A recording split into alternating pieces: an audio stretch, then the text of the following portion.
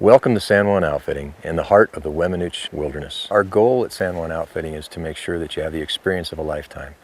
And that's different for everybody.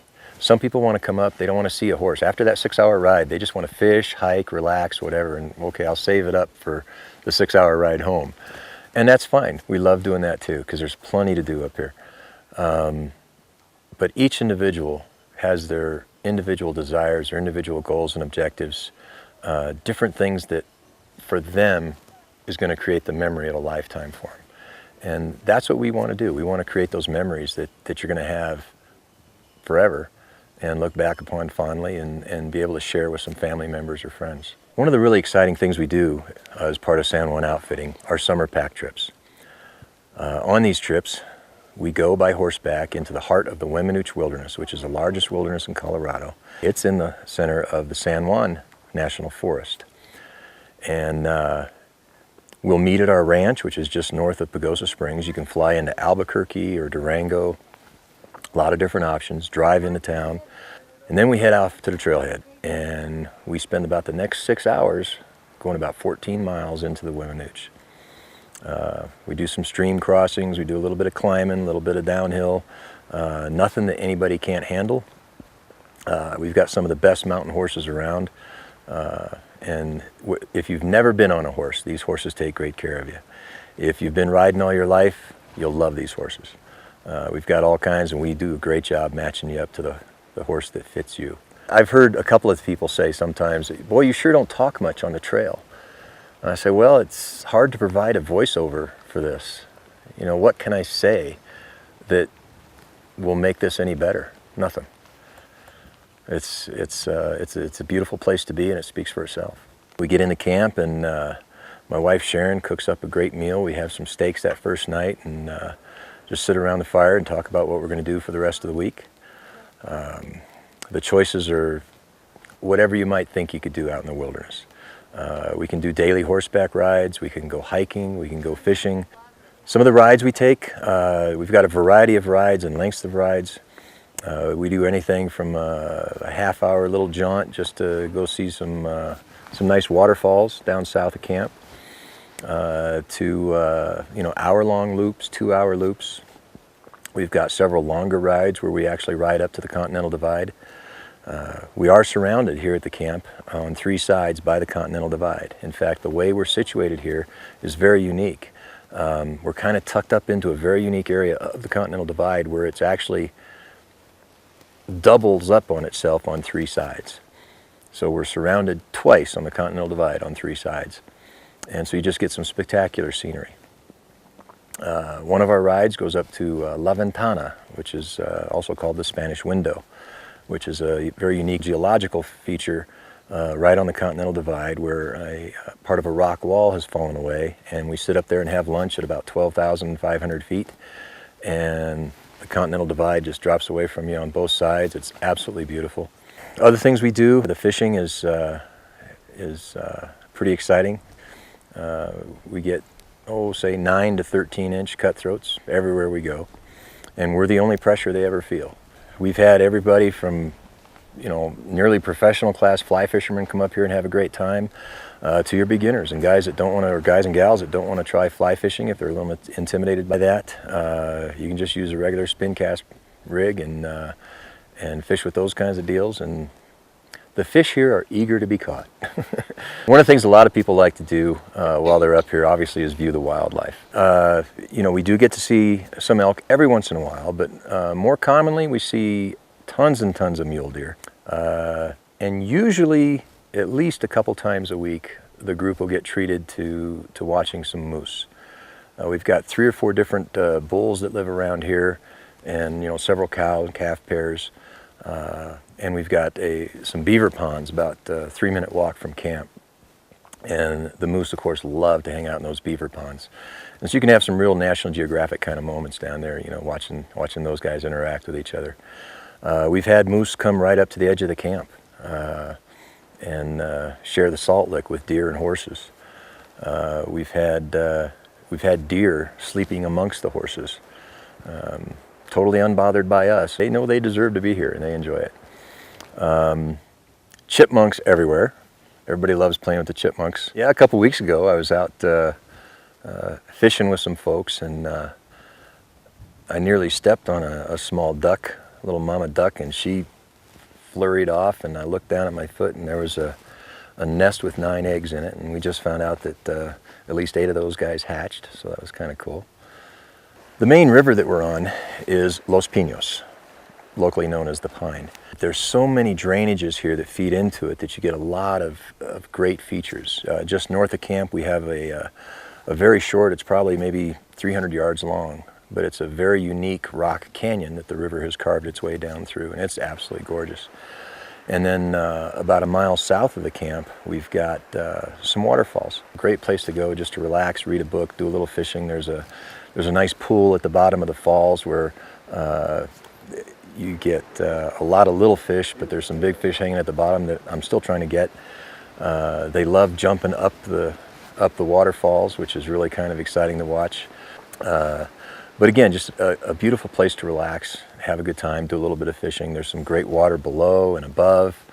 Go down there and have some lunch, just have a good time. Most of our trips are 5-day trips.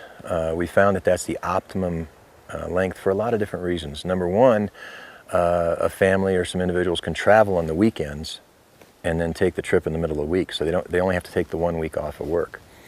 Another reason that it's good is because that gives you 3 full days in camp. We come in on Monday, that's a full day because it's, like I said, about a 6-hour ride, and then we leave on Friday, so you only have 3 days in camp, Tuesday, Wednesday, and Thursday.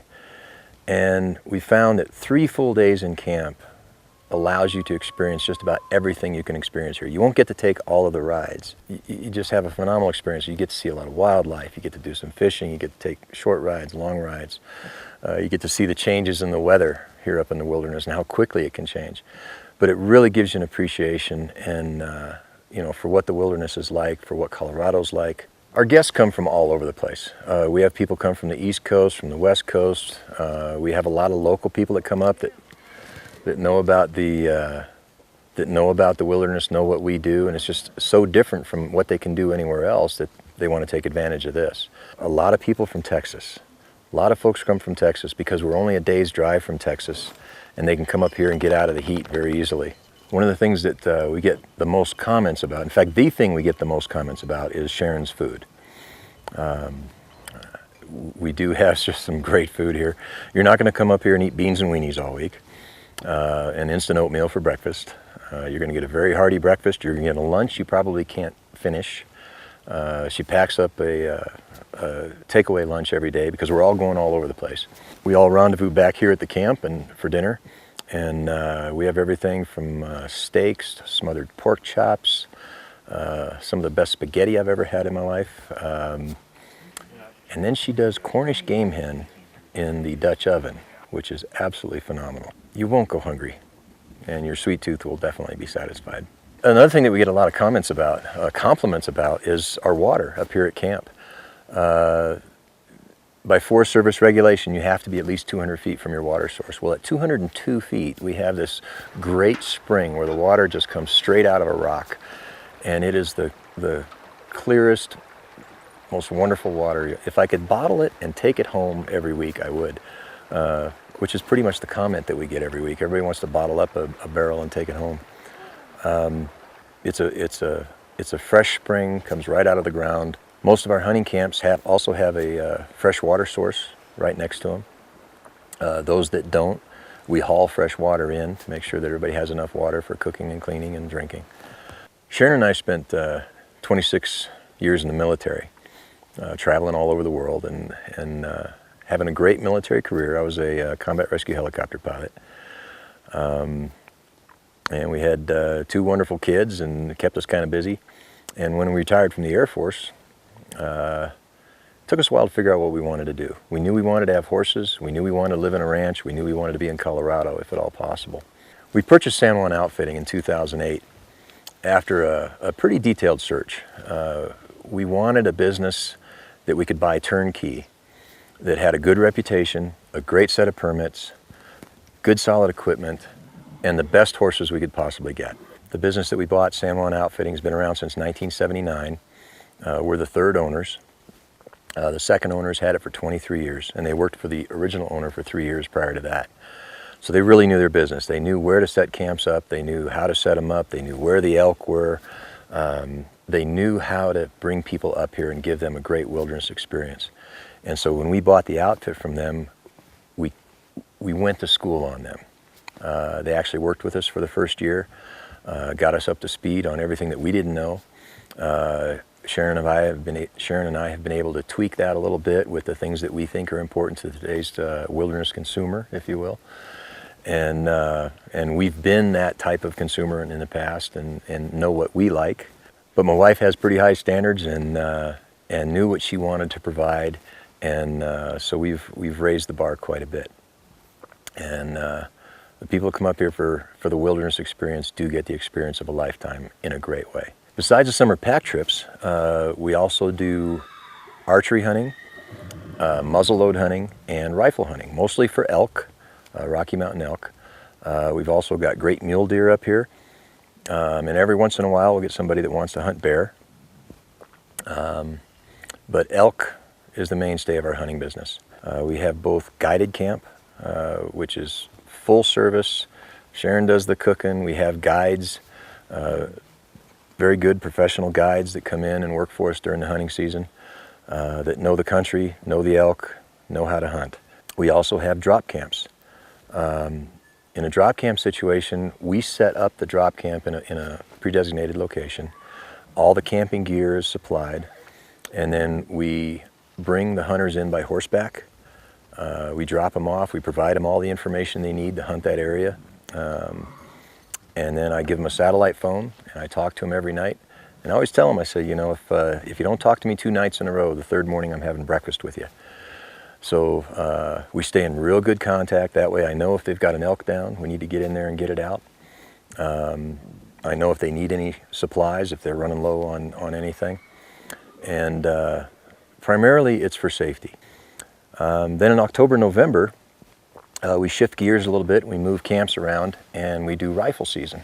Hunting-wise, Colorado is very unique in that it's the only state in the union where a non-resident can get an over-the-counter elk tag for either archery or rifle.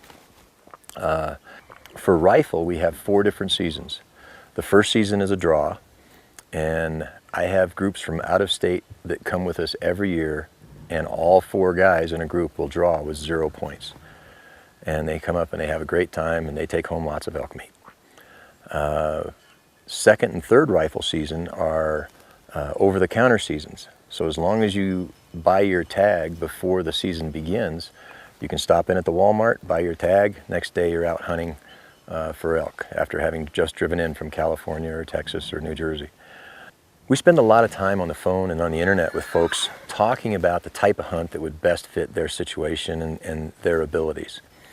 And depending on the level of ability and interest that I kind of glean from the initial conversation with somebody, we'll either steer them towards a drop camp. If they don't know what that is, we'll explain it to them and say, look, you're going to be out by yourself hunting, but all the camping gear is going to be taken care of. You're not going to have to haul in a bunch of stuff on your back. We're going to take that in, have it all set up in an area that's known for producing good elk, and all you're going to have to worry about is the hunt, but you're going to have to worry about it. Some people come in and it's their first elk hunt ever, and if they're financially able, then they're really going to want that guided hunt, because you're going to go out there, all your camping is going to be provided for you. It's a full service camp, just like our summer camps. You're not going to have to worry about any of the cooking, any of the cleaning, any of the camp chores. You're just going to have to worry about elk hunting. And you're going to have a guide that knows what he's doing and where he's doing it and what's he doing it to. And he's used to working with people of all different types and abilities. Speaking of which, we've had guys come up here, 24-year-old, best shape of their life, and they can climb up and down mountains a lot better than I can. We get a lot of 60 and 70-year-old people coming out and hunting with us. And my guides are able to adjust. We adjust the hunt to fit the individual. And more often than not, we're successful in harvesting an animal.